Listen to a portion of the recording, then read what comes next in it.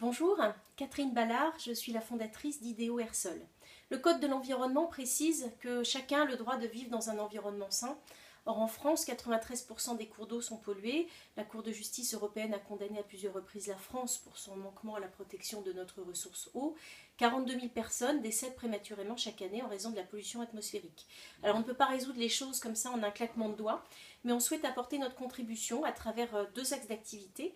Un premier axe d'activité qui consiste à créer un outil, un système de communication dédié à l'environnement pour une prise en considération de la cause environnementale qui est aussi une cause de santé publique sur un plan sociétal et valoriser l'observation des citoyens puisque peut-être que la solution à cette problématique, eh bien, elle est l'extension de l'action à l'action d'observation des citoyens et finalement peut-être que chacun de nous on peut agir et contribuer à améliorer les choses.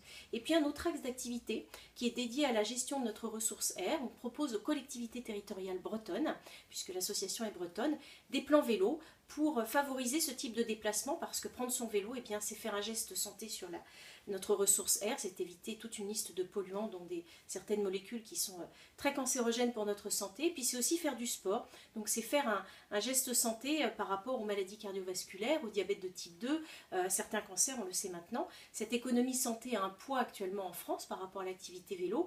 Elle pèse 5,6 milliards d'euros, mais si on était au même niveau que nos voisins européens, qui sont à 300 km, on pourrait générer une économie santé de 14 milliards d'euros. Voilà pourquoi aujourd'hui on souhaite apporter ces prestations de services aux collectivités territoriales.